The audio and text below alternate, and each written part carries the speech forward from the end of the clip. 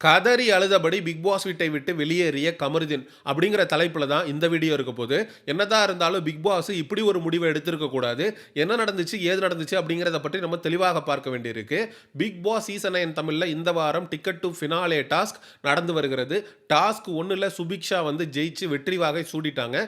கிட்டத்தட்ட 6 மணி நேரம் நின்ன இடத்திலேயே கையை அப்படி மேலே பிடிச்ச மணிக்கு 6 மணி நேரம் 10 நிமிடம் நின்று சுபிக்ஷா ஜெயிச்சிட்டா. Ticket to finale task number 2 அப்படிங்கிறது என்ன அப்படின்னு கேட்டிங்கன்னா, சென்டரில் ஒரு பாக்ஸில் பந்துகள் வைக்கப்பட்டிருக்கும். சுற்றி வந்து கண்டஸ்டன்ட்ஸ் நிற்பாங்க. கண்டஸ்டன்ட் ஒவ்வொருத்தருக்குமே கூடை அப்படிங்கிறது கொடுக்கப்பட்டிருக்கும். அந்த கூடையில் அந்த பாக்ஸில் இருந்து பந்துகளை எடுத்து வந்து நிரப்புறது தான் டாஸ்க்கு. அந்த கூடையில் வெள்ளை கலர் பந்துகள், கோல்டன் பால் 2, கருப்பு கலர் பந்து 1 அப்படின்னு இருக்கும். யாருடைய கூடையில் பஸர் அடிக்கும்போது கருப்பு கலர் பந்து இருக்கோ அவங்க வந்து அந்த ரவுண்ட்லேருந்து வெளியேற்றப்படுவாங்க. இதுதான் டாஸ்க்கு. பக்கத்தில் இருக்கக்கூடிய நபர்களுடைய கூடையிலிருந்து பந்துகளை எடுத்துகிட்டு வரலாம். அதிக பந்துகள் யாருடைய கூடைகள் இருக்கோ அவங்க தான் வந்து வெற்றியாளர் அப்படின்ற மாதிரி இந்த கேம் வந்து போய்கிட்டு இருக்கு. கமருதீன் வந்து பார்வதியை டார்கெட் பண்ணி பார்வதியுடைய கூடையிலிருந்து பந்துகளை எடுத்துட்டு வரணும்னு நினைக்கிறான். ஆனால் பந்துகளை கையை விட்டு கூடைக்குள்ளேருந்து எடுத்து கொண்டு வந்து தன்னுடைய கூடைக்குள்ளே வச்சுக்கிறதுன்றது வேற. போய் பார்வதியுடைய கூடையை ஒரே எத்தி கீழே தள்ளி அதில் விழக்கூடிய பந்துகளை எடுத்து கொண்டு வந்து தன்னுடைய கூடையில் வைக்கிறதுன்றது கேவலமான செயல், எச்சத்தனம். அப்படி ஒரு கேவலமான எச்சத்தனத்தை தான் கமருதீன் பார்வதி கிட்ட பண்ணுறான். பார்வதி அதுக்கு வந்து டிஃபெண்ட் பண்ணுறான். அப்படி வரும்போது 2 பேருக்கும் நடுவில் சண்டை வருது. அப்போ கமருதீன் வந்து விஜே பார்வதியை மேன் ஹேண்ட்லிங் பண்ணுறான். விஜே பார்வதி அதுக்கு வந்து தன்னை தற்காத்துக்கிறதுக்கு கமருதீனை வந்து திரும்ப இப்படி கை வைக்கிறா. இதை வந்து ஃபர்ஸ்ட் டைம் பண்ணுறானா கமருதீன்னு கேட்டிங்கன்னா கிடையாது. வீக் 1ல இருந்து பிக் பாஸ் வீட்டுக்குள்ளே இருக்கக்கூடிய பல பேர்கிட்ட இந்த வன்முறை போக்க கமருதீன் தொடர்ந்து பண்ணிக்கிட்டே இருக்கான்.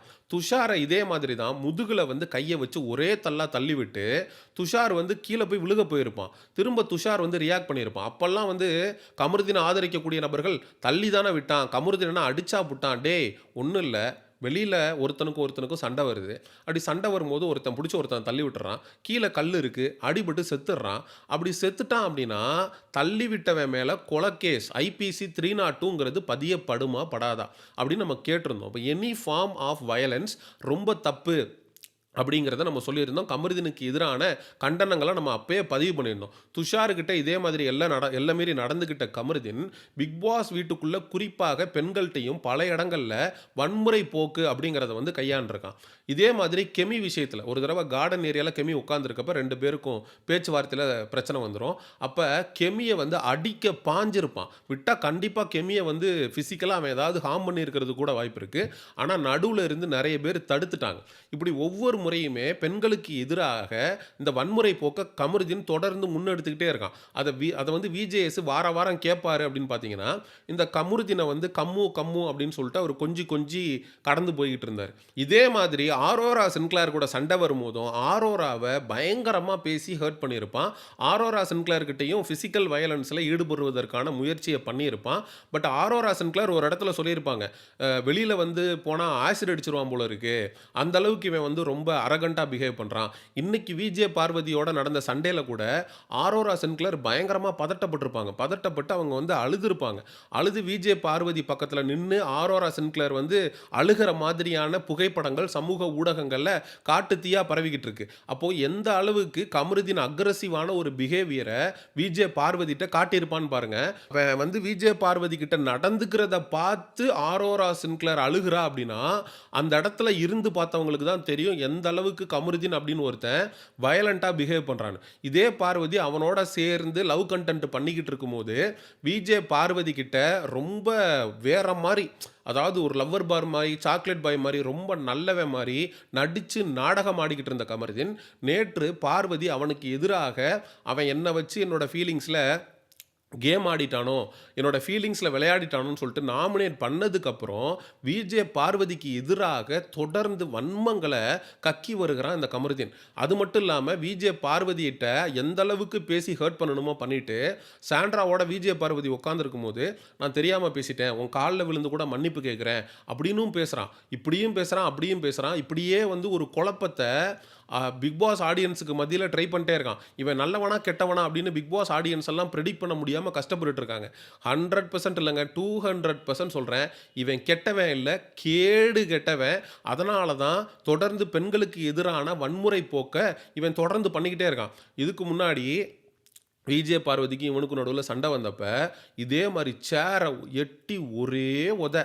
சேர உதைச்சு கீழ தள்ளிட்டு, அதுக்கப்புறம் வந்து விஜே பார்வதி வாய ஒட்டச்சிருவேன், வாய கிழிச்சிருவேன் அப்படின்னு பேசினதுலேருந்து, விஜே பார்வதிட்ட போய் கால எடுத்து உட்காந்துருக்கா. அப்படி மேல வச்சு, "சொல்லு என்ன?" அப்படின்லாம் பேசியிருக்காங்க. அதுக்கப்புறம் விஜே பார்வதிய மேல மேல இப்படி இப்படி கை வைக்கிறது, அந்த பொண்ணு தட்டி தட்டி தட்டி விடுது. ஸோ இது மாதிரி அப்ப அதுக்கு பேர் அன்வான்டட் டச்சஸ் தான்டா. அன்வான்டட் டச்சஸ் தான் பண்றான். இதத்தான் அந்த பொண்ணு இதுக்கு முன்னாடி ரெஜிஸ்டர் பண்ணியிருந்துச்சு திவாகர் கிட்ட. அத அப்படியே பேட் டச்சுன்னு ஒரு நரேட்டிவ செட் பண்ணி விஜே பார்வதிக்கு எதிராக திருப்பி விட்டாய்ங்க. இந்த வாரம் மட்டும் விஜேஎஸ் விஜே பார்வதி அன்வான்டட் டச்சஸ்ன்னு தான் சொன்னா. பேட் டச்சுன்னு சொல்லலன்னு அந்த பொண்ணு பேர்ல இருக்கக்கூடிய பேர கிளியர் பண்ணலன்னா, அதுக்கப்புறம் இருக்கு விஜேஎஸ்க்கு. விஜேஎஸ் தயவு செஞ்சு மக்கள் செல்வனா நடந்துக்குங்க. மக்கு செல்வனா நடந்துக்காதீங்க. கமருதீனுக்கு யாரோ ஒருத்தர் பின்னாடி இருந்து இன்ஃப்ளூயன்ஸ் பண்றதுனால தான் நீங்க அவன கேள்வியே கேட்க மாட்டேங்கிறீங்க. நீங்க கேள்வி கேட்காதனால ஒவ்வொரு முறையும் பிக் பாஸ் வீட்டுக்குள்ள இருக்கக்கூடிய குறிப்பாக பெண்கள்ட்ட பல இடங்கள்ல அவன் அத்துமீறி நடந்துக்கிறான். இதே நிலை நீடிச்சதுன்னா அடுத்து வரக்கூடிய நாட்கள்ல கமருதீன் கண்டிப்பாக விஜே பார்வதிய கை நீட்டி பலார்னு அடிச்சுட்டு ரெட் கார்டு வாங்கிட்டு வெளியில போனாலும் ஆச்சரியப்படுறதுக்கு இல்ல. அவனுக்கும் வெளியில ஒரு லைஃப் இருக்கு. ரெட் கார்டு வாங்கிட்டு போனா அவனோட லைஃபும் பாதிக்கப்படும். அதனால அப்படி ஒரு விஷயம் நடக்கிறதுக்கு முன்னாடி தயவு செஞ்சு இந்த வாரம் அவனை பிக் பாஸ் வீட்டை விட்டு வெளியேற்றிருங்க. இதே விஜே பார்வதியை ஆதரிச்சு பேசக்கூடிய எல்லாருமே கமருதீனுக்கு ரெட் கார்டு கொடுத்து அனுப்பணும் அப்படின்னு சொல்லி பேச தொடங்கியிருக்காங்க. ஏன்னா இதனுடைய அடுத்த கட்டம் என்ன? முதல்ல ஒரு பெண்ணை ஒருத்தன் பேசுவான், கோவமா சண்டை போடுவான். அதுக்கப்புறம் அந்த பெண்ணுக்கிட்ட கெட்ட வார்த்தைகள் பேசுவான். இவன் இப்பயே மூடு இப்படின்லாம் பேச ஆரம்பிச்சிட்டான். அதுக்கப்புறம் வந்து அந்த பெண்ணோட பக்கத்தில் இருக்கிற சேரை எட்டி உதைக்கிறான். அதுக்கப்புறம் அந்த பொண்ணுடைய அந்த கூடையை எட்டி உதைச்சி கீழே தள்ளி விடுறான். இதுக்கு அடுத்த கட்டம் என்னங்க? இதுக்கு அடுத்த கட்டம் வேற ஒன்றும் இல்லைங்க, வன்முறை, வயலன்ஸ். இதுக்கு அடுத்து இதே டிக்கெட் டு ஃபினாலே டாஸ்கில் விஜே பார்வதியை இவன் ஒரு சண்டேன்னு வந்துச்சுன்னா கண்டிப்பாக கை நீட்டி அடிக்கிறானா இல்லையான்னு மட்டும் பாருங்கள். அப்படி அவன் கை நீட்டி அடிக்கிற வரைக்கும் நீங்கள் தேவிடு காத்துட்டு உட்காந்துருப்பீங்களாடா? அவன் எப்போ கை நீட்டி அடிப்பான்? அதை வச்சு எப்போ ஒரு மானங்கட்ட டிஆர்பி பார்க்கலாம், எப்போ வந்து அதுக்கப்புறம் ரெட் கார்டு கொடுத்து அனுப்பிடலாம். அவன் கை நீட்டி அடித்து அந்த பொண்ணு கீழே போய் விழுந்து அந்த பொண்ணுக்கு ஏதாவது ஆச்சுன்னா என்னடா பண்ணுவீங்க? அதை நோக்கி தானே போயிட்டுருக்கு. அக்ரெசிவாக பிஹேவ் பண்ணுறான். அவனை யாராலையுமே கண்ட்ரோல் பண்ண முடியல. அவன்லாம் அடித்தா தாங்குமா அந்த பார்வதிங்கிற பொண்ணு? என்னடா பண்ணிக்கிட்டு இருக்கீங்க? அப்போ அடிக்கிற வரைக்கும் நீங்கள் காத்திருந்து வேடிக்கை பார்த்து அவன் அடித்ததுக்கப்புறம் நீங்கள் ரெட் கார்டு கொடுத்து அனுப்புவீங்களா? அதாவது prevention is better then cure. அவன் பண்ணுறதுக்கு முன்னாடியே இதைத்தான் அவன் பண்ண போகிறாங்கிறத கணிச்சு இந்த வாரம் அவன் நாமினேஷனில் இருக்கான். தயவு செஞ்சு இந்த வாரம் அவனை எவிக் பண்ணி வெளியில் அனுப்பிடுங்க. அதுதான் பிக் பாஸ் வீட்டுக்குள்ளே இருக்கக்கூடிய பல பேருக்கும் நல்லது அப்படிங்கிறத சொல்லி let me complete this video. And மக்களாகிய நீங்கள் என்ன நினைக்கிறீங்க? கமருதீனுடைய பிஹேவியருக்கு ரெட் கார்டு கொடுக்கணும்னு நினைக்கிறீங்களா? இல்லை பார்வதியும் கமருதீனுக்கும் அவங்க 2 பேரும் வந்து காதலிக்கிறாங்க, லவ் ரிலேஷன்ஷிப்குள்ளே இருந்தாங்க, அதனால் வந்து இப்போ பிரிஞ்சுட்டாங்க, அதனால் சண்டை போடுறாங்க அப்படின்னு நினைக்கிறீங்களா? எனக்கு என்னமோ கமருதீன் பண்ணுறது வந்து ஒரு வன்முறையை நோக்கி போகுதோ அப்படின்ற மாதிரி தோணுது. அதை தான் மக்களாகிய உங்கள்கிட்ட வந்து கொண்டு வந்து சேர்க்கணும்னு நினைக்கிறேன். நீங்கள் என்ன நினைக்கிறீங்க அப்படிங்கிறத உங்களை மறக்காமல் கமெண்ட் செக்ஷனில் சொல்லுங்கள். அண்ட் எக்ஸ்க்ளூசிவ் பிக் பாஸ் அப்டேட்ஸுக்கு மிஸ்டர் செய்யோன் சேனலை சப்ஸ்கிரைப் பண்ணுங்கள். See you in the next video. Bye bye.